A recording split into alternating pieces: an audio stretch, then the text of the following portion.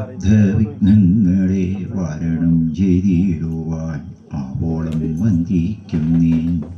വാണിടുകനാരദം എന്നുടെ നാവോതന്മേൽ വാണിമാതാവേ വർണ്ണവിഗ്രഹേ വേദാത്മികേ. വാരിധി തന്നിൽ തിരമാലകളെന്ന പോലെ ഭാരതി പദാവലി തോന്നേണം കാലേ കാലേ. മൂകം കരോതി വാചാലം പങ്കും ലംഘയതേ ഗിരിം യൽകൃപാത്തമഹം വന്ദേ പരമാനന്ദമാധവം. ഗുരുർബ്രഹ്മ ഗുരുർവിഷ്ണു ഗുരുർദേവോ മഹേശ്വര ഗുരുസാക്ഷാത് പരം ബ്രഹ്മ തസ്മൈ ശ്രീ ഗുരവേ നമഃ.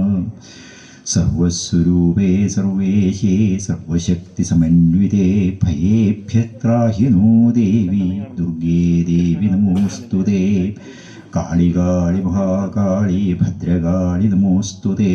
കുലം ച കുലധർമ്മം ച മാം ച പാലയ പാലയ. യോ ഭൂതനാഥ സദാനന്ദ സർവഭൂതദയാപര രക്ഷ രക്ഷ മഹാബാഹോ ശാസ്ത്രേ തുഭ്യം നമോ നമഃ. യോ അന്തഃപ്രവിശ്യ മമ വാചമിമാം പ്രസുപ്താം സഞ്ജീവയത്യഖിലശക്തിധരസ്വധാംനാം അന്യാംശ്ച ഹസ്തചരണശ്രവണത്വഗാദീൻ പ്രാണൻ നമോ ഭഗവതേ പുരുഷായ തുഭ്യം. ഈശ്വരസ്വരൂപികളെ, നിങ്ങളുടെ പാതാരവിന്ദങ്ങളിൽ സാദരം സവിനയം പ്രണമിക്കട്ടെ. ഇന്നത്തെ വിഷയം എന്താ വേണ്ടെന്ന് സുരേഷ് ചോദിച്ചത്. ഞങ്ങളൊരു വിഷയം കണക്കാക്കിയിട്ടല്ല വന്നിട്ടുള്ളത്. എങ്കിലും കഴിഞ്ഞ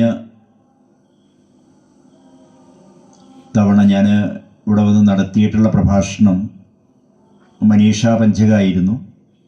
അപ്പോൾ മനീഷാ പഞ്ചകത്തിൽ നമുക്ക് കുറച്ച് സമയം കിട്ടിയാൽ എങ്ങനെ ചിലവഴിക്കണം, ഒരു ദിവസത്തിൽ അല്ലെങ്കിൽ ഒരു മാസത്തിലൊക്കെ നമുക്ക് സമയം കിട്ടുമ്പോൾ അതെങ്ങനെയാണ് നമ്മൾ പ്രയോജനപ്പെടുത്തേണ്ടത്, അങ്ങനെ ഒരു പന്ഥാവ്, ഒരു വഴി പറയുന്നുണ്ട്. മനീഷാ പഞ്ചകത്തിലെ ശ്ലോകം തന്നെ നമുക്ക് അതിലും മനീഷാ പഞ്ചകത്തിൽ ആചാര്യസ്വാമികളുടെ മറുപടിയുണ്ട്. ശശ്വന്നശ്വരമേവ വിശ്വമഖിലം നിശ്ചിത്യവാചാ ഗുരോ.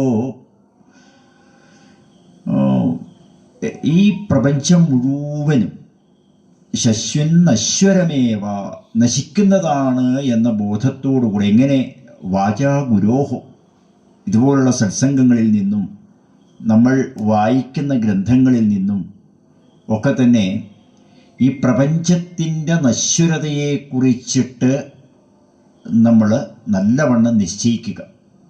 എന്നിട്ട് എന്ത് വേണമെന്നറിയോ? നിത്യം ബ്രഹ്മ നിരന്തരം വിമൃശതാ നിർവ്യാജശാന്താത്മന.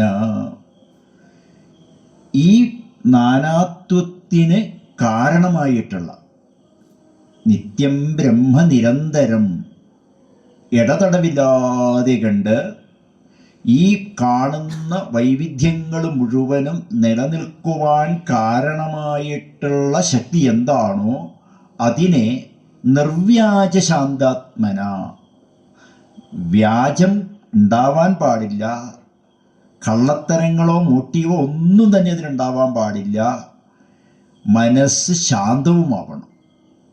നിർവ്യാജ ശാന്താത്മന എന്ന് പറഞ്ഞു കഴിഞ്ഞാൽ ഒരുപാട് ടെൻഷൻ അടിക്കുമ്പം ഇതിനെക്കുറിച്ച് ഓർത്തിട്ട് കാര്യമില്ല. ശാന്തമായിരിക്കുന്ന മനസ്സുകൊണ്ട് നമുക്ക് ഈ നാനാത്വത്തിലെ ഏകത്വത്തെ ഓർക്കാൻ സാധിക്കണം. അങ്ങനെ ഓർക്കാൻ സാധിക്കുമ്പോൾ നമ്മളുടെ ജീവിതത്തിൽ നമ്മൾ പ്രതീക്ഷിക്കാത്ത ഒരുപാട് അനുഭവങ്ങൾ വരും. ആ അനുഭവങ്ങൾ വരുമ്പോഴെന്ത് ചെയ്യണം? തളർന്നു പോവരുത്. ഭൂതം ഭാവിജ ദുഷ്കൃതം പ്രതഹതാ സംവിന്മയേ പാപകേ.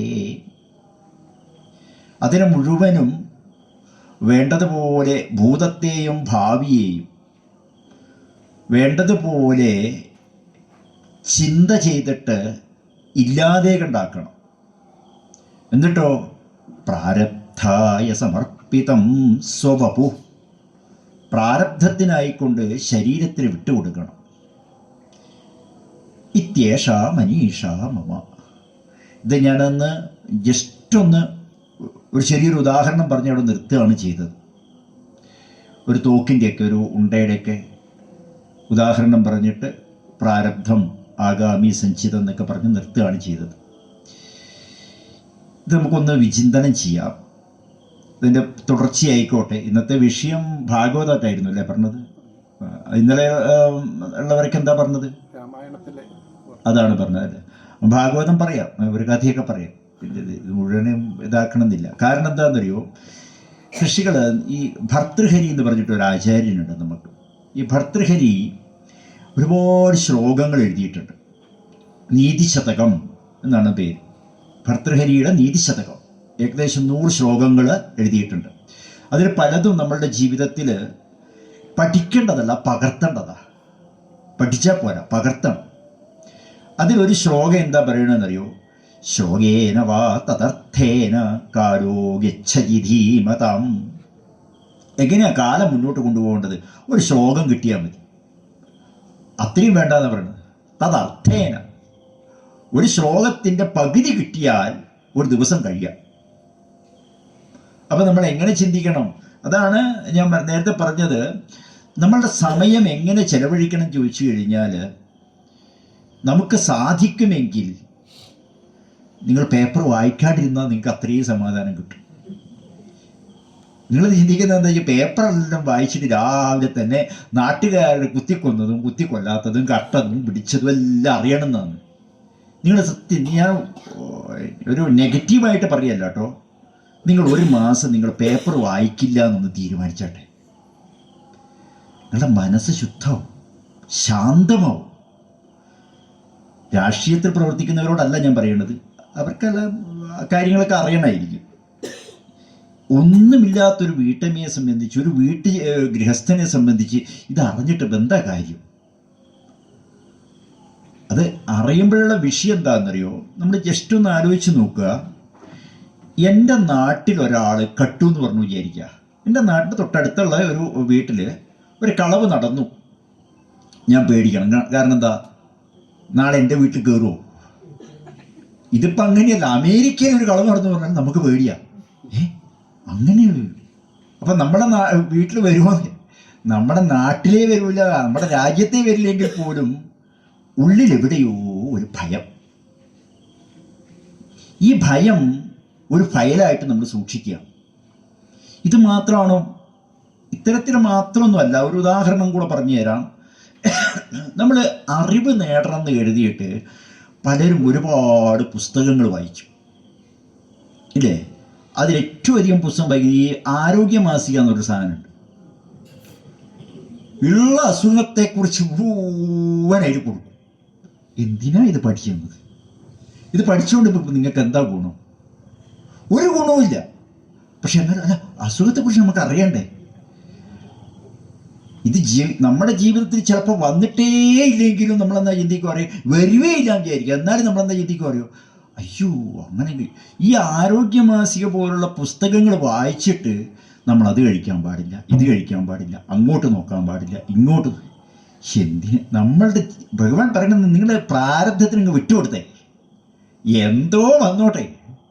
വന്നാൽ മാറാത്ത അസുഖമുണ്ടോ ലോകത്തിൽ? എല്ലാ അസുഖവും മാറും. നിങ്ങളത് വായിച്ചു എന്ന് വെച്ചിട്ടും വായിച്ചില്ല എന്ന് വെച്ചിട്ടും അസുഖം വരാണ്ടിരിക്കില്ല. നോക്കൂ, പ്രകൃതിയുടെ ഒരു നിയമം പറയണത് എന്താ അറിയോ?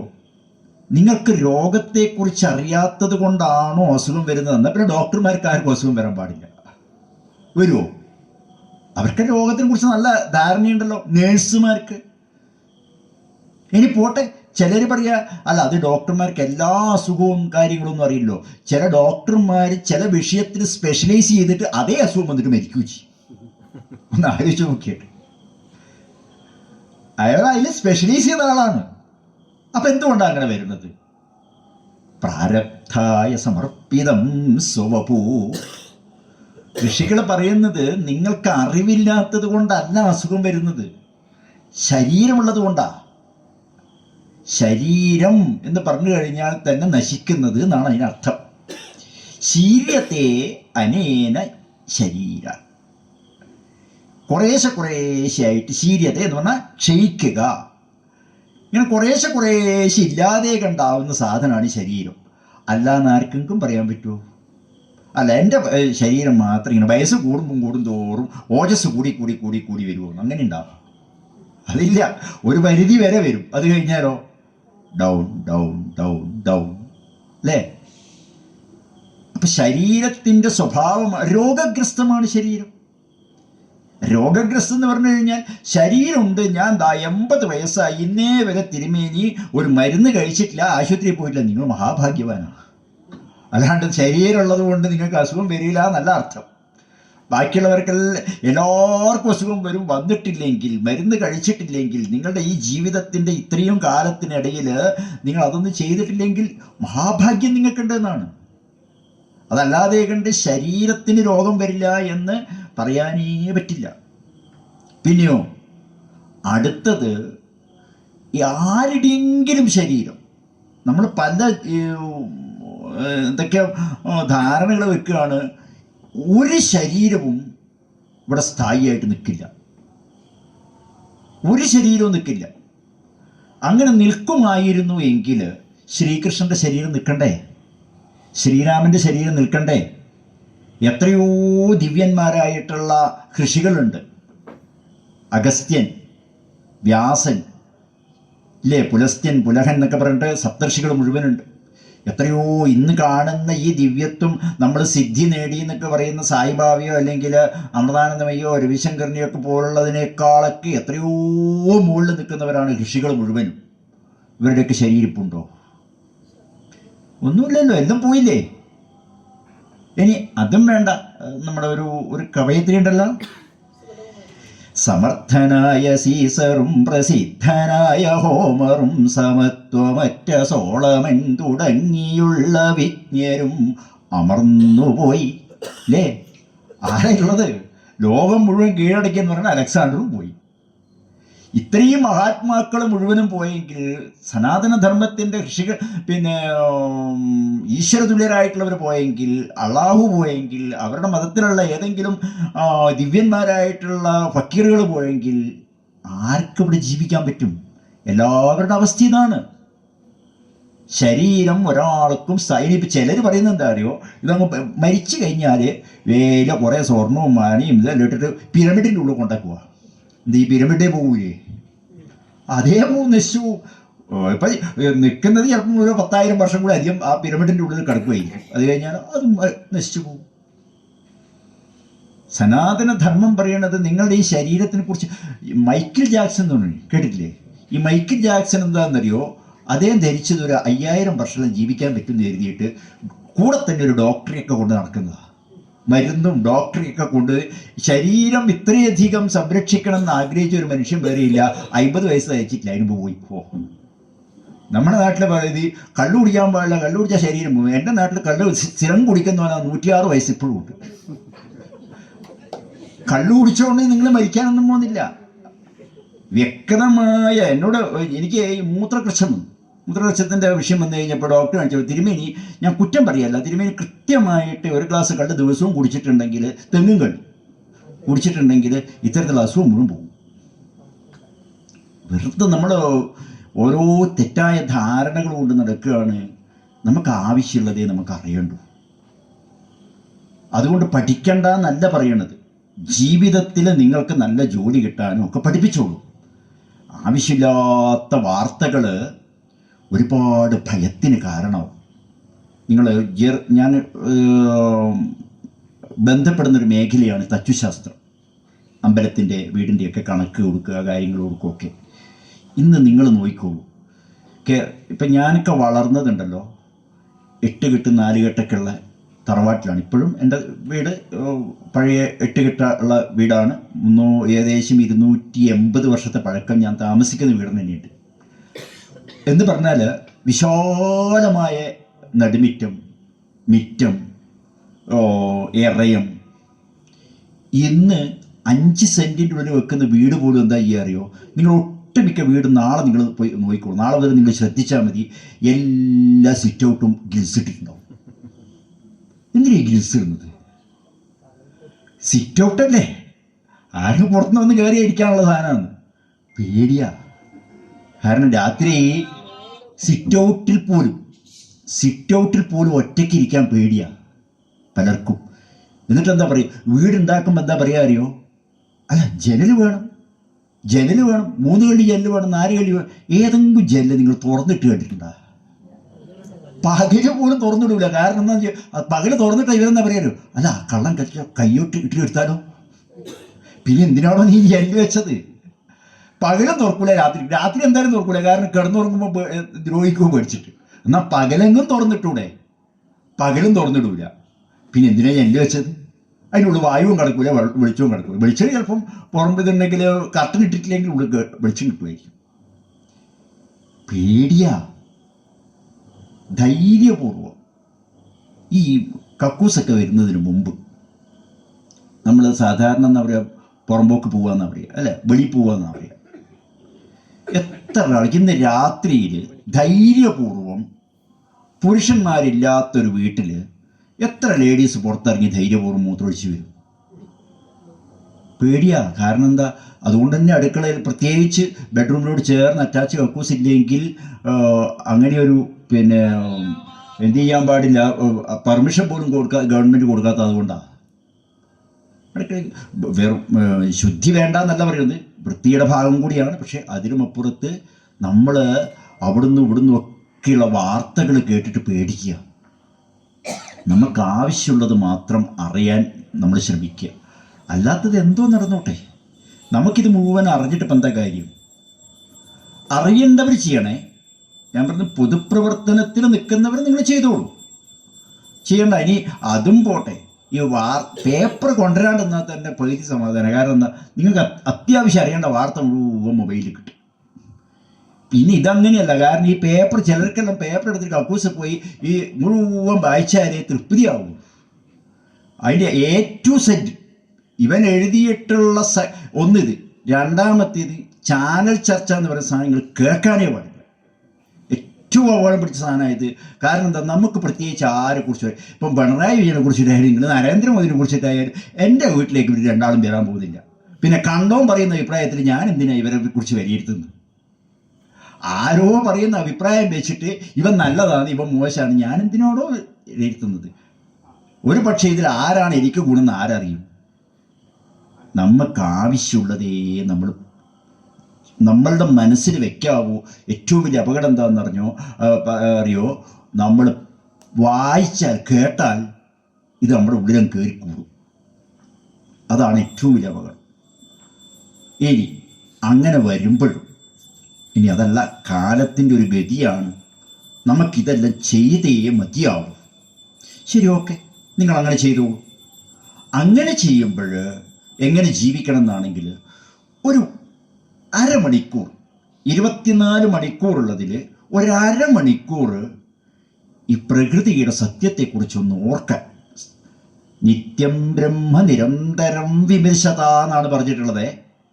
ഇടതടവില്ലാതെ കണ്ട് ഈ പ്രപഞ്ചത്തിൻ്റെ അസ്തിത്വത്തിന് കാരണമായിട്ടുള്ള ഈശ്വരനെക്കുറിച്ച് ഓർക്കണം എന്നാണ് പറഞ്ഞിട്ടുള്ളത്. അത്രയൊന്നും പറയുന്നില്ല.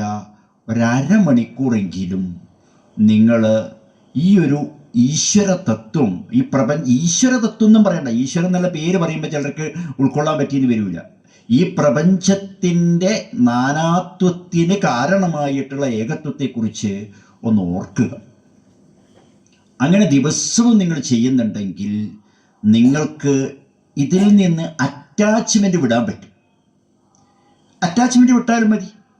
നിങ്ങൾ എന്ത് വേണമെങ്കിലും ചെയ്തോ, എന്ത് വാർത്ത വേണമെങ്കിലും നിങ്ങൾ കേട്ടോ, എന്ത് പ്രവൃത്തി വേണമെങ്കിലും നിങ്ങൾ ചെയ്തോ, ഏത് ശ്രമ ഏരിയയിൽ പോയിട്ട് നിങ്ങൾ താമസിച്ചോ, ഒരു വിഷയവും ഇല്ല. പക്ഷെ അറ്റാച്ച്മെൻറ്റ് വെക്കാൻ പാടില്ല. അറ്റാച്ച്മെൻറ്റ് വെച്ചാൽ നമുക്ക് ഇതെല്ലാം അപകടത്തിന് കാരണമാവും. അപ്പം അറ്റാച്ച്മെൻറ്റ് വെക്കാതെ കണ്ടെങ്ങനെ ജീവിക്കും? അങ്ങനെയൊക്കെ ജീവിക്കാൻ പറ്റുമെന്നാണെങ്കിൽ ഋഷികൾ പറയുന്നത് അങ്ങനെയാണ് ജീവിക്കാൻ കുറേശ്ശെ പഠിക്കേണ്ടത്. സത്സംഗാൽ ശനകേ സംഗം ആത്മജാതിഷു വിമുച്യേർമുച്യമാനേഷു യഥാ സ്വപ്നവതു പരിവർത്തിത. ഇതുപോലുള്ള സത്സംഗം എന്തിനാണ്? സത്സംഗങ്ങൾ കുറേശ്ശെ കേട്ടിട്ട് മറക്കാനുള്ളതല്ല ഇത്. നിങ്ങൾക്ക് ജോലിക്ക് വേണ്ട വിഷയങ്ങളെല്ലാം നിങ്ങൾ ജോലി ചെയ്യുന്ന കാലം വരെ നിങ്ങൾക്ക് അറിയണം. ജോലി ചെയ്ത് കഴിഞ്ഞാൽ പിന്നെ അതിനെക്കുറിച്ചിട്ട് ആരെങ്കിലും ആലോചിക്കുമോ? ഒന്നും ഓർമ്മയുണ്ടാവില്ല. ഒരു 3-4 കൊല്ലം കഴിയുമ്പോഴേക്കും അതെല്ലാം പിന്നെ ആ സമയത്ത് നമ്മൾ അറ്റാച്ച്മെൻ്റ് ഇല്ലാതെ കണ്ട ജീവിതം എന്ന് പറഞ്ഞാൽ എളുപ്പ സുന്ദരമായിട്ടുള്ളൊരു ഉദാഹരണം എന്താ അറിയോ? ബാങ്കിൽ ജോലി ചെയ്തവരുണ്ടാവില്ലേ നിങ്ങൾ? കാഷ്യർമാരുണ്ടാവും. ഈ കാഷ്യർമാരുണ്ടല്ലോ, ബാങ്കിലേക്ക് വരുന്ന പൈസ മുഴുവനുള്ളൂ. ലക്ഷക്കണക്കിന് രൂപ എപ്പോഴും ടേൺ ഓവർ ചെയ്യുക അല്ലേ? ഈ പൈസ മുഴുവൻ എണ്ണിയിട്ട് എപ്പോഴെങ്കിലും ഈ വ്യക്തിയെ സംബന്ധിച്ച് പിന്നെ ഈ പൈസ എൻ്റെതാണെന്ന് തോന്നുമോ? എന്നാൽ ഉപയോഗിക്കുന്നില്ലേ? അയാൾ തന്നെയാണ് ഉപയോഗിക്കുന്നത്. അയാൾക്ക് ഒരിക്കൽ പോലും ഇത് എൻ്റെ പൈസയാണെന്ന് തോന്നൂല. ഇനി അഥവാ തോന്നി വിചാരിക്കുക, അന്ന് രാത്രി അയാൾ ഓർമ്മയില്ല. കാരണം പേടി ഇത് ആരും കൊടുത്തുകൊണ്ട് പോവോ? അർത്ഥാനാമാർജനേ ദുഃഖം ആർജിതാനം ദുരക്ഷണേ ആയേ ദുഃഖം വ്യയേ ദുഃഖം അർത്ഥക്കും ദുഃഖഭാജനം. പണം കയ്യിൽ വെക്കുന്നവർക്ക് എന്നാൽ പേടി നിന്നോ ടാക്സ് കൊടുക്കേണ്ടി വരുമോ? ഒന്ന് കള്ളം കൊണ്ടുപോകുന്നു മാത്രമല്ല, ഇത് ആരെയല്ല പറ്റിക്കേണ്ടത്. കാരണം ഇതല്ലേ സംരക്ഷിക്കണം. ഇനി ഒന്നും വേണ്ട, പല കമ്മിറ്റിക്കാർ വരുമോ? അവർ ചോദിക്കുമോ? ഇവർ ചോദിക്കുമോ? കാരണം എൻ്റെ കയ്യിൽ പൈസ ഉണ്ടെന്ന് പറഞ്ഞു കഴിഞ്ഞാൽ ചിലപ്പോൾ ആരെങ്കിലും വന്ന് കടം ചോദിച്ചാലോ?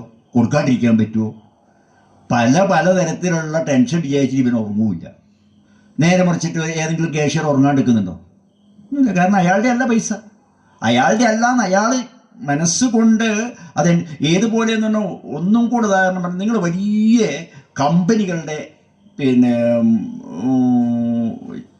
ഒരു വലിയ പൊസിഷൻ അതിൻ്റെ തലപ്പത്തിൽ നിങ്ങൾ കൂട്ടിക്കോളും. ചെയർമാനായിട്ടോ അല്ലെങ്കിൽ ഏതെങ്കിലും ഡയറക്ടറായിട്ടോ എന്തെങ്കിലും ആയിക്കോട്ടെ, അവിടെ നിങ്ങൾ ഇരിക്കുന്നുണ്ട്. അപ്പോൾ ആ കമ്പനി നിങ്ങൾക്ക് എന്ത് ചെയ്യുന്നു എന്ന് പറഞ്ഞു കഴിഞ്ഞാൽ ജീവിക്കാനുള്ള എല്ലാം തരും. നിങ്ങൾക്ക് മാത്രമല്ല, നിങ്ങളുടെ ഫാമിലിക്ക് താമസിക്കാനുള്ള വീട്, കാറ്, ഫോൺ, സകല ചിലവുകളും ആ കമ്പനിയാണ് തരുന്നത് വിചാരിക്കുക. സാലറിയും തരുന്നുണ്ട്.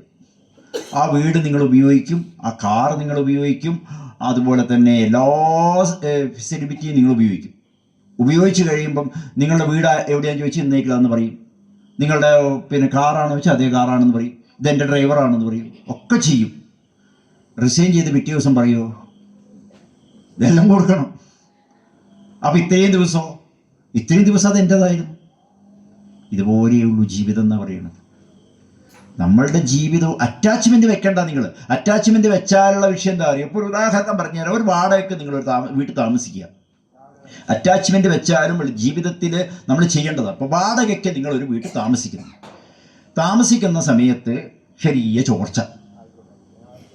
നിങ്ങൾ സാറിന് വാടകക്കാരനോട് കുറേ മറ്റേ ഓണറോട് പറയും, ആ ഓട് പൊട്ടിയിട്ടുണ്ട്, അതൊന്ന് മാറ്റിത്തരണേ, അല്ലെങ്കിൽ അപ്പുറത്ത് ഇത് പൊട്ടിയിട്ടുണ്ട്, അത് ചെയ്തിട്ടുണ്ട്, ഇത് കേടാണ്. ഇതൊക്കെ നിങ്ങൾ വാടകക്കാരനോട് പറയും.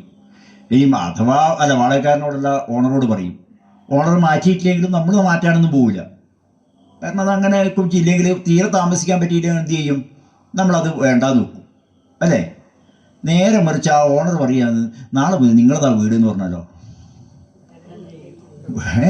പെയിൻ്റ് അടിക്കണം, മറ്റേക്കിൽ ഇതടിക്കണം, ആ ഓട് മാറ്റണം, എന്നാ എൻ്റെതാണ്. അപ്പം നമ്മളതല്ലെങ്കിൽ അതൊന്നും ചെയ്യണ്ടേ? ഇതാണ് അറ്റാച്ച്മെൻറ്റുള്ള വിഷയം.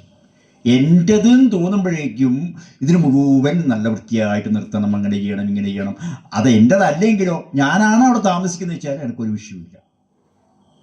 അറ്റാച്ച്മെൻറ്റ് വലിയ അപകടമാണ്. അതുകൊണ്ടാണ് ഭഗവാൻ പറയുന്നത് എന്താ അറിയോ? ഈ അറ്റാച്ച്മെൻറ്റ് ഇല്ലാതെ കണ്ട് കർമ്മം ചെയ്യാൻ പഠിക്കൂ. സംഘം ത്യക്ത്വാ ആത്മശുദ്ധയേ, സംഘം ത്യക്ത്വാ ആത്മശുദ്ധയേ. എന്ത് കർമ്മവും, സകല കർമ്മവും ആത്മശുദ്ധിക്ക് വേണ്ടിയിട്ടായിരിക്കണം. ഒരു ഋഷികൾ ഒരു ഇതിൽ നമ്മൾ സാധാരണ പറയും. കഴിഞ്ഞ ദിവസം ഞാൻ പറഞ്ഞു എന്നാണ് എൻ്റെ ഓർമ്മ.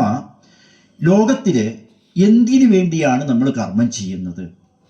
കഴിഞ്ഞ ദിവസം ഞാൻ അത് പറഞ്ഞു എന്നാണ് തോന്നുന്നത്. സുഖാർത്ഥ സർവഭൂതാനാം മതാ സർവാ പ്രവൃത്തയാം.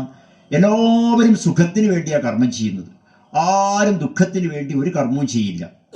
പക്ഷേ യഥാർത്ഥത്തിൽ കർമ്മത്തിൻ്റെ ലക്ഷ്യം സുഖമാണോ? അല്ല. ഓരോ കർമ്മത്തിൻ്റെയും ലക്ഷ്യം എന്ന് പറയുന്നത് അകർമ്മമാണ്. കർമ്മം ചെയ്യാണ്ടിരിക്കാൻ പഠിക്കണം. കർമ്മിത്വനാശായ ച കർമ്മയോഗ വിഭക്തിനാശായ ച ഭക്തിയോഗ. ഇത് ഞാൻ പറഞ്ഞൊന്നറിയില്ല, എനിക്ക് ഓർമ്മയില്ല, ഒന്നുകൂടെ പറയാൻ എന്തായാലും. കർമ്മിത്വനാശായ ച കർമ്മയോഗ. കർമ്മം എന്നുള്ളത് യോഗമാക്കി തീർക്കണം. അങ്ങനെ യോഗമാക്കി തീർക്കുന്നത് എന്തിനാണ്? കർമ്മിത്വനാശായ, ചെയ്യുന്ന ആളാണ് ഇല്ലാണ്ടാക്കുക. അതിനു വേണ്ടിയിട്ടാണ് സകല കർമ്മങ്ങൾ. ചെയ്യുന്ന ആളില്ലെങ്കിൽ പിന്നെ കർമ്മമില്ലല്ലോ. അപ്പം ചെയ്യുന്ന ആളില്ലെങ്കിൽ കർമ്മമില്ല എന്ന് പറയുമ്പോൾ അവിടെയും കർമ്മമുണ്ട്. കർമ്മം നശിക്കാൻ വേണ്ടിയിട്ടല്ല കർമ്മം ചെയ്യുന്നത്, കർമ്മിത്വം ചെയ്യുന്ന വ്യക്തിയാണ് അവിടെ ഇല്ലാണ്ടാവേണ്ടത്. ആ വ്യക്തി ഇല്ലാണ്ടായാൽ എങ്ങനെയാണ് കർമ്മം എന്ന് പറഞ്ഞു തരാം. അതേപോലെ പറയാണ് വിഭക്തിനാശായ ച ഭക്തിയോഗ. ഭക്തി എന്തിനാണെന്ന് ചോദിച്ചു കഴിഞ്ഞാൽ ഈശ്വരനെ സന്തോഷിപ്പിക്കാനല്ല, നമ്മളുടെ ആത്മശുദ്ധി എന്നൊക്കെ പറയുമെങ്കിലും ആ ആത്മശുദ്ധിക്ക് കാരണം ഭക്തി വിഭക്തി ഇല്ലാണ്ടായി പോകണം. വിഭക്തി ഇല്ലാതെ കണ്ടായാൽ മാത്രമേ അതിന് ഭക്തി എന്ന് പറയുള്ളൂ. അത് ഉണ്ടാവണം. അബോധനാശായ ജബോധയോഗ. രാജയോഗങ്ങൾ പോലുള്ള ജ്ഞാനയോഗം എന്തിനാണെന്ന് വെച്ചാൽ അബോധനാശായ ച. അബോധം എന്ന് പറഞ്ഞു കഴിഞ്ഞാൽ മരിച്ചാൽ കിട്ടുന്നതല്ല. ബോധമില്ല എന്ന് പറഞ്ഞു കഴിഞ്ഞാൽ നമ്മൾ പറയും ഇപ്പം ശവത്തിന് ബോധമില്ല എന്ന് പറയും. അത് ആ അർത്ഥത്തിലല്ല പറയുന്നത്. അബോധത്തെ ഇല്ലാണ്ടാക്കണം. ബോധത്തോടു കൂടെ നിൽക്കാൻ സാധിക്കണം. ആ ബോധം എന്ന് പറയുന്നത് എന്താണെന്ന് പറയാം. ഇത്തരത്തിൽ പറഞ്ഞു വരുന്നത് എന്തിന്? ഇതെല്ലാം നിങ്ങൾ നോക്കിക്കോളൂ. ഇതെല്ലാറ്റിൻ്റെയും സ്വരൂപം എന്ന് പറയുന്നത് സ്വഭാവവും സ്വരൂപവും രണ്ടാണ്. സ്വഭാവം എല്ലാവർക്കും വ്യത്യാസമാണ്, സ്വരൂപം എല്ലാവർക്കും ഒരുപോലെയാണ്. ആ സ്വരൂപം തെളിയാൻ വേണ്ടിയിട്ടാണ് നമ്മൾ ഈ പറയണതൊക്കെ. അപ്പോൾ ഒരു കർമ്മം ചെയ്യുമ്പോൾ ആസക്തി വിട്ടാൽ എങ്ങനെയാണ് ഉണ്ടാവുക? ആ ആസക്തി വിടുക എന്ന് പറഞ്ഞാൽ അത് തന്നെയാണ് കർമ്മി എന്ന് പറയുന്നത്. കർമ്മം കർമ്മി. കർമ്മം എന്ന് പറഞ്ഞാൽ ചെയ്യുന്ന ക്രിയയ്ക്കാണ് കർമ്മം എന്ന് പറയുക, ചെയ്യുന്ന വ്യക്തിക്കാണ് കർമ്മി എന്ന് പറയുക. അപ്പം ഞാൻ എന്നുള്ള ബോധം അങ്ങില്ലാണ്ടാവുക. അതെങ്ങനെയാണ് ഇല്ലാണ്ടാവുക എന്ന് ചോദിച്ചു കഴിഞ്ഞാൽ അതിനാണ് ചെറിയ ഇത് ഏറ്റവും അധികം ഈ കലിയുഗത്തിലുണ്ടല്ലോ, ഏറ്റവും അധികം ഭക്തി ആരിലൂടെയാണ് പ്രചരിക്കുക എന്നറിയോ? സ്ത്രീകളിലൂടെയാണ്. ശ്രദ്ധിച്ചിട്ടുണ്ടോ നിങ്ങൾ? സ്ത്രീകൾ ഭക്തി കൊണ്ട് നടക്കുമ്പോൾ അത് വിജയിക്കും. ഒട്ടുമിക്ക അമ്പലങ്ങളിൽ നിങ്ങൾ നോക്കിക്കോളൂ, മാതൃസമിതി, ശക്തമായ ഒരു മാതൃസമിതി ഉണ്ടെങ്കിൽ അത് ഭംഗിയായിട്ട് നടക്കും. എന്താ ഈ മാതൃസമിതി, ഈ സ്ത്രീകൾക്ക് എന്താ ഇത്ര പ്രത്യേകത? ഈ കർമ്മിത്വം നശിക്കാനുള്ള ഏറ്റവും സിമ്പിളായിട്ടുള്ള ജോലിയാണ് ഇവർ ചെയ്യുന്നത്. എന്താണെന്നറിയോ? എപ്പോഴെങ്കിലും എല്ലാവർക്കും ഉള്ള ഒരു നായ്ക്കുട്ടിക്ക് പോലും ഇങ്ങനെ തട്ടിക്കൊടുത്താൽ സന്തോഷമാണ് ഇല്ലേ? നമ്മൾക്കൊരു അംഗീകാരം കിട്ടുക എന്ന് പറയുന്നത് എല്ലാവർക്കും സന്തോഷമാണ്. ഒരംഗീകാരവും കിട്ടാത്ത പണിയാണ് ഈ സ്ത്രീകൾ എടുക്കുന്നത്. കാരണം എന്താ? അടുക്കളയിലുള്ള പുക മുഴുവൻ കൊള്ളും. ഇപ്പോൾ പുക ഒന്നും കൊള്ളൂല, വിഷയം കാരണം എല്ലാം ഗ്യാസാണ്. പക്ഷെ എങ്കിലും അടുക്കളപ്പണി മുഴുവൻ ചെയ്തു കഴിഞ്ഞാൽ ഏതെങ്കിലും ആൾ വിചാരിക്കും എനിക്കൊരു അവാർഡ് തരണം. ഏതെങ്കിലും വീട്ടമ്മയ്ക്ക് ഇന്നേ ഒരു അവാർഡ് കൊടുത്തിട്ടുണ്ടോ? നല്ല ഭക്ഷണം ഉണ്ടാക്കി തരുന്ന വീട്ടമ്മ, ഒരു അവാർഡും ഇല്ല. പക്ഷെയോ എല്ലാ വീട്ടമ്മയുടെയും ഉള്ളിൻ്റെ ഉള്ളിൽ പുറത്തേക്ക് പറഞ്ഞിട്ടില്ലെങ്കിലും ഞാനില്ലെങ്കിൽ ഇതൊന്നും നടക്കൂല. കാരണം എന്താ? ഞാനാണിത് അത് എൻ്റെ ധർമ്മമാണ് എന്നാണ്. ഡ്യൂട്ടി എന്ന് പറഞ്ഞുകൂടാ, ധർമ്മം. നമുക്ക് മക്കളെ വളർത്തണം, ഭർത്താക്കന്മാർക്ക് കൊടുക്കണം, അച്ഛനമ്മയ്ക്ക് ഉണ്ടാക്കി കൊടുക്കണം, ഭക്ഷണം ഉണ്ടാക്കി കൊടുക്കണം, അതെൻ്റെ ധർമ്മം. പ്രത്യേകിച്ച് നമ്മളുടെ നാട്ടിൽ ആ ബോധമുള്ളത് കൊണ്ടാണ് സ്ത്രീകളിലൂടെ ഈ ധർമ്മം, ഈ ഒരു ശക്തി കുറച്ച് കൂടുതൽ പ്രവഹിക്കും. അവർക്ക് കൂടുതൽ ഈ ഒരു ഞാൻ എന്നുള്ള ബോധം കുറയാൻ കാരണമാവും. അത് മാറി മാറി വരുന്നുണ്ട്. ലോകത്തിലെ എല്ലാവരുമായിട്ടുള്ള ഈ കമ്മ്യൂണിക്കേഷൻ വരുമ്പോൾ അതൊക്കെ കുറേ മാറുന്നുണ്ട്. കാരണം എന്താണെന്ന് പറഞ്ഞു കഴിഞ്ഞാൽ ഇന്നിപ്പം ശരിക്കും പറഞ്ഞു കഴിഞ്ഞാൽ ചായ വെക്കാൻ അറിയുന്ന കുട്ടികൾ കുറവാണ്. ചായ വെക്കാൻ അറിയില്ല. കാരണം അഥവാ കല്യാണം കഴിഞ്ഞാൽ പുറത്തു പോകാണ് ഭക്ഷണം കഴിക്കാൻ. ഇത്രയധികം ഹോട്ടലുകൾ ഉണ്ടാവാനുള്ള കാരണം എന്താണ്? ഭക്ഷണം വെക്കുന്നത് ചിലപ്പോൾ തൃപ്തിയാവില്ല. അങ്ങനെയല്ല, ഏത് കാലഘട്ടത്തിലും നമ്മൾ വെക്കുന്നത് നല്ലതോ ചീത്തയോ എന്തോ ആയിക്കോട്ടെ. ഞാൻ വൈഫിനോടൊക്കെ പറയുന്നത് നല്ലതായാലും ചീത്തയായാലും ഞാൻ കഴിക്കാൻ ബാധ്യസ്ഥനാണ്. ഉണ്ടാക്കി വെച്ചോളൂ. പിന്നെ എന്തെങ്കിലും നല്ലതാണോ ചീത്തയാണോ എന്ന് ചോദിക്കാൻ നിൽക്കണോ? ഇനി അഥവാ നല്ലതല്ല എന്ന് പറഞ്ഞിട്ടുണ്ടെങ്കിൽ പിന്നെ ഇത് ലഹളയായി. എന്തിനാ ഇതെല്ലാം? നല്ലതാ ചീത്ത അഭിപ്രായമൊന്നും പറയണ്ട, കഴിക്കാൻ തയ്യാറാണ്. അതറിയാത്തത് കൊണ്ടാണ്, ചിലപ്പം നല്ല നല്ല ഭക്ഷണങ്ങൾ വെക്കാൻ പറ്റാത്തത് കൊണ്ടാണ് നമ്മൾ ആഴ്ചക്ക് ഒരു ദിവസം അല്ലെങ്കിൽ 2 ദിവസം പുറത്ത് പോയി കഴിക്കാം, അല്ലെങ്കിൽ ഞാൻ പുറത്തുനിന്ന് കഴിച്ചിട്ട് വരുന്നൊക്കെ പലരും പറയും. കാരണം എന്താ, വീട്ടിൽ നല്ല ഭക്ഷണം അല്ല എന്നുണ്ടെങ്കിൽ നിങ്ങൾക്ക് ഏറ്റവും നന്നായിട്ട് ഭക്ഷണം വെച്ച് കൊടുക്കാൻ പറ്റുമെങ്കിൽ നിങ്ങളുടെ ഉള്ളിലുള്ള ഈ ഒരു കർമ്മിയെ നശിപ്പിക്കാനുള്ള ഏറ്റവും നല്ല മാർഗമാണ് നിങ്ങൾക്ക് കിട്ടിയിട്ടുള്ളത്. അത് ഒരു കാരണം.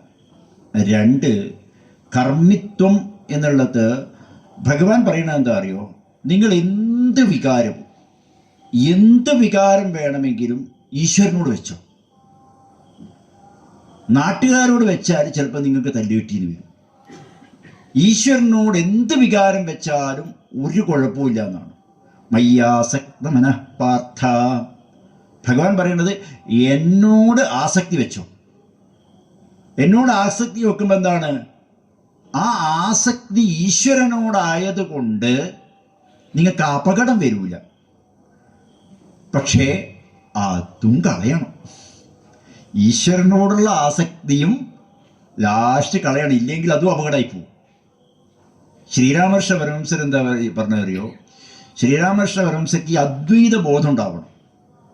അപ്പം തോത്താപുരി ശ്രീരാമകൃഷ്ണ പരമഹംസർക്ക് ഇങ്ങനെ ഉപദേശം കൊടുക്കുന്ന സമയത്ത് ശ്രീരാമകൃഷ്ണ പരമഹംസർ പറയുന്നത്, ഞാൻ കണ്ണടച്ച കാളിയേ വരുള്ളൂ, വേറെ ഒന്നും വരില്ല. എൻ്റെ ഉള്ളിൽ എപ്പോഴും നിൽക്കുന്നത് കാളി കാളി, അമ്മ അമ്മ അമ്മ എന്നുള്ള ഈ ഭാവം മാത്രമേ ഉള്ളൂ. അപ്പം തോത്താപുരി പറഞ്ഞൊരു കാര്യം ചെയ്യും, ഈ ഭ്രൂമധ്യത്തിൽ നിങ്ങൾ ശ്രദ്ധ കൊടുത്താൽ മതി. അപ്പം ഭ്രൂമധ്യം എന്ന് പറഞ്ഞു കഴിഞ്ഞാൽ ഇപ്പം പ്രത്യേകിച്ചൊന്നുമില്ലല്ലോ, അവിടെ രൂപമൊന്നുമില്ലല്ലോ. അവിടെ ശ്രദ്ധിച്ചാൽ മതി. വരുമ്പോൾ അവിടെ ശ്രദ്ധിക്കുമ്പോഴും അദ്ദേഹം പറയുന്നത്, അല്ല അവിടെയും കാളിയാണ്, എന്ത് കാളിയേ ഉള്ളൂ എന്ന് പറഞ്ഞു കഴിഞ്ഞപ്പോൾ എന്നിട്ട് ഒരു കോമ്പസ് എടുത്ത് ഒറ്റ കുത്തും കൊടുത്തേ. നോക്കൂ, ആ കാളിയായാലും ശരി, ഏത് ശക്തിയായാലും അതിനും അപ്പുറത്തേക്ക് കടക്കാൻ പഠിക്കണം. അങ്ങനെ കടക്കാൻ പഠിക്കുമ്പോൾ മാത്രമേ ഈശ്വരൻ്റെ അപ്പുറത്ത് ആ ഈശ്വര കാളിയുടെ രൂപം പോലും, ഏത് നമ്മൾ ധ്യാനിക്കുന്ന ദേവതയുടെ രൂപം പോലും വരുന്നത് ഒരു നിർഗുണത്തിൽ നിന്നാണ്. അതുകൊണ്ടാണ് ഒരു കവി പാടിയിട്ടുണ്ട്, ആശയെ അറിവിൻ ഈശനോടാക്കിലും ആശയെ അറിവിൻ. നിങ്ങൾക്ക് ആശ വെച്ചാൽ അപകടമാണ്. പക്ഷെ ആദ്യത്തെ പടി എന്നുള്ള നിലയ്ക്ക് നിങ്ങൾക്ക് വേണമെങ്കിൽ ഈശ്വരനോട് മാത്രം എല്ലാ വികാരവും വെക്കാം. പക്ഷെ അതും വെച്ചിട്ടില്ലെങ്കിൽ എന്താണെന്നറിയോ, ഈ ഏതാഗ്രഹവും ഏത് വികാരവും, ഈ ഇവരുണ്ടല്ലോ ഗോപികമാര് ശ്രീകൃഷ്ണനോട് ആസക്തി വെച്ചു, എല്ലാം മറന്നു. കൃഷ്ണൻ എന്ന് കേട്ട് കഴിഞ്ഞാൽ പിന്നെ അവർക്ക് ഒന്നുമില്ല. ഭാഗവതത്തിൻ്റെ കഥയൊക്കെ പറയുമ്പോണ്ടല്ലോ, അതിൽ പറയുന്ന ഈ ശ്രീകൃഷ്ണൻ്റെ ഓടക്കുഴൽ വിളിക്കുന്ന കേട്ടാൽ ഗോപികമാര് ചിലപ്പോൾ എന്ത് ചെയ്യുന്നറിയോ, അരയിൽ കെട്ടേണ്ട എടുത്ത് കഴുത്തിലിടും, കയ്യിലിടേണ്ട മോതിരെടുത്ത് ചെവിയിലിടും. പക്ഷെ എല്ലാം മറന്നു പോവുകയാണ്, സകലതും മറന്നിട്ട് ആ കൃഷ്ണൻ്റെ വേണുഗാനത്തിൽ മാത്രം ശ്രവിച്ചുകൊണ്ട് അവർ പോവുകയാണെന്നാണ്. ഇങ്ങനെ പോകുമ്പോൾ, അതായത് അത്രയധികം ആസക്തി വന്നേ, കൃഷ്ണൻ ഒരു ദിവസം ഇവരും ഒറ്റപ്പോക്കാൻ പോയി. കൃഷ്ണൻ ആ വൃന്ദാവനത്തിൽ നിന്ന് മധുരയിലേക്ക് പോയപ്പോൾ പിന്നെ തിരിച്ചേ വന്നില്ല. അപ്പം ആ ഗോപികമാര് ദിവസങ്ങളോളം ഇത് ഓർത്ത് നിന്നിട്ട് അവസാനം പറയാണ്, വിസ്മൃത്തും നൈവ ശക്തി ശക്നുമാ. മറക്കാൻ പറ്റുന്നില്ല ഇപ്പോൾ ഈ കൃഷ്ണനെ. എങ്ങനെയൊക്കെ ഒന്ന് മറന്നു കിട്ടിയാൽ മതിയായിരുന്നു. കാരണം നോക്കൂ, ആ ആശ പോലും അവിടെ നിരാശയ്ക്ക് കാരണമായില്ലേ. അതുകൊണ്ട് ആശയാണെങ്കിലും ശരി, ആദ്യാദ്യം ഈശ്വരനോട് വെച്ചാൽ അത് നല്ലത് തന്നെയാണ്. ലൗകിക ദുഃഖങ്ങളൊന്നും നമ്മളെ ബാധിക്കില്ല. പക്ഷേ ആത്യന്തികമായിട്ട് ഈശ്വരനോടാണെങ്കിലും എന്ത് ചെയ്യുക, ആ ബന്ധം വേർപെടുത്തണം. അതിന് ചെറിയ ഉദാഹരണം, ഞങ്ങളിപ്പോൾ ഒരു ബ്രാഹ്മണരുടെ ജീവിതത്തിൽ എന്താ പ്രത്യേകത എന്നറിയോ? വിശേഷാദാത്മാനം പരം ച പാപാൽപാതീതി വിപ്രഹ വിശേഷേണ മാർഗേണ യഹ പ്രയാണം കരോതി സഹ വിപ്രഹ. വിപ്രൻ, ബ്രാഹ്മണൻ എന്ന് പറഞ്ഞു കഴിഞ്ഞാൽ എങ്ങനെയായിരിക്കണം? വിശേഷേണ മാർഗേണ പ്രയാണം കരോതി. സന്ധ്യകളെ ഉപാസിക്കണം. ഇപ്പോൾ രാവിലത്തെ പ്രഭാത സന്ധ്യ, മാധ്യന്തിന സന്ധ്യ, സായം സന്ധ്യ, ഈ സന്ധ്യകളിൽ ഗായത്രി ജപിക്കണം. അതുപോലെ തന്നെ ചെറിയ ചെറിയ മന്ത്രങ്ങൾ, പ്രത്യേകിച്ച് ഗായത്രി ഉപാസന എന്നാണ് പറയുക. അവർക്ക് ഓരോരുത്തർക്കും ചില മന്ത്രങ്ങൾ ഉപദേശമായിട്ട് കിട്ടിയിട്ടുണ്ടാവും. ആ മന്ത്രങ്ങളൊക്കെ ജപിക്കണം. ഈ ഗായത്രി മന്ത്രങ്ങളൊക്കെ ജപിച്ചു കഴിഞ്ഞാൽ ഈ നിത്യകർമ്മം എന്നാണ് ടോട്ടൽ ഒന്നിച്ച് പറയുക. ഈ നിത്യകർമ്മം ചെയ്തത് കൊണ്ട് എന്തെങ്കിലും ഗുണമുണ്ടോ? ഒരു ഗുണവുമില്ല. എന്നാൽ ചെയ്തിട്ടില്ലെങ്കിലോ വലിയ ദോഷവുമാണ്. ചെയ്തിട്ടില്ലെങ്കിൽ ദോഷവുമാണ്, ചെയ്താൽ ഗുണവുമില്ല. അപ്പം ഇതുകൊണ്ട് എന്താ ഉദ്ദേശിക്കുന്നത് പറഞ്ഞു കഴിഞ്ഞാൽ, നിങ്ങൾ ലൗകികമായ കാര്യങ്ങളാണ് ചെയ്യുന്നത് എന്ന് വിചാരിക്കുക. ഒരു യുവത്വം എന്ന് കൂട്ടിക്കോളൂ, അല്ലെങ്കിൽ ഒരു ജീവിത സാഹചര്യം തന്നെ കൂട്ടിക്കോളൂ. ബ്രാഹ്മണനല്ലാത്ത ആൾക്കാരും അവരും തമ്മിലുള്ള വ്യത്യാസം. സന്ധ്യകളിൽ, ഇപ്പോൾ ഈ സായം സന്ധ്യയൊക്കെ ആകുമ്പോൾ സാധാരണ നമ്മൾ ഒരു നാട്ടും പുറത്തെ ഒരു കുടുംബത്തിലുള്ള ഒരാളുടെ ജീവിതം എങ്ങനെയായിരിക്കും? ഒന്ന് ടൗണിൽ പോവുക, അപ്പുറത്ത് മറ്റേ ആ അത്താണി പോയിരിക്കുക, ഈ ഇതില്ലേ കലിങ്കക്കിയില്ലേ, കലിങ്കിൻ്റെ സൈഡിലൊക്കെ പോയിരിക്കുക, കുറച്ച് ദൃശ്യമനോഹരമായിട്ടുള്ള സ്ഥലങ്ങളുണ്ടെങ്കിൽ അവിടെയൊക്കെ പോയിരിക്കുക, അല്ലെങ്കിൽ കടയിൽ പോയിരിക്കുക. ഏതെങ്കിലും നാട്ടിൻപുറത്ത് ഏതെങ്കിലും കടയുണ്ടാവും, ചായക്കടയൊക്കെ ഉണ്ടാവും, അവിടെ പോയിരിക്കുക, 2 ചായയിലും കുടിക്കുക, വരുന്നവരോടെല്ലാം കുറേ ഇതൊക്കെ പറയുക, വർത്തമാനമൊക്കെ പറയുക, നാട്ടിൽ വേണ്ടതും വേണ്ടാത്തതുമായിട്ടുള്ള വിഷയങ്ങളൊക്കെ ചർച്ച ചെയ്യുക. ഇല്ലേ? ഇങ്ങനെയല്ലേ നമ്മൾ ഒരു ജീവിതം അങ്ങനെയാണ് പോവുക. ഇനി അമ്മമാരാണെങ്കിലും ശരി, അടുത്ത വീട്ടിലോ അവിടെ ഇവിടെയെല്ലാം പോവും, ഇങ്ങനെ എന്തെങ്കിലുമൊക്കെ വർത്തമാനം പറയും.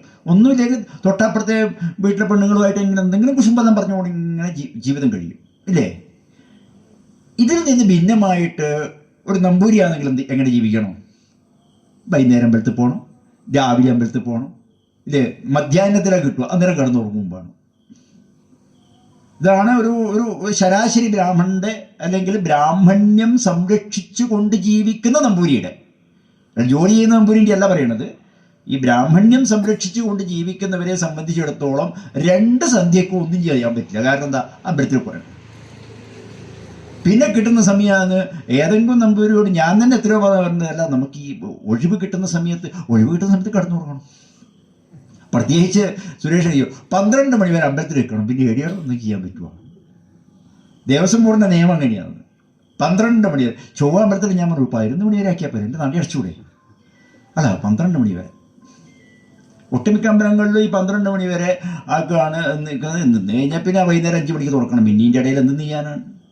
ഇങ്ങനെയുള്ള ഒരു കർമ്മം എന്തിനാണ് വിധിച്ചതെന്നറിയോ? അത് ചെയ്താലുള്ള ഗുണം കിട്ടിയിട്ടില്ലെങ്കിലും ചെയ്തിട്ടില്ലെങ്കിലുള്ള ദോഷം എന്താണെന്നറിയോ? നിങ്ങൾ നോക്കുക, എത്ര ബ്രാഹ്മണർ, എത്ര ശാന്തിക്കാർ ഇങ്ങനെയുള്ള അപകടങ്ങളിൽ പോയി പെട്ടിട്ടുണ്ട്.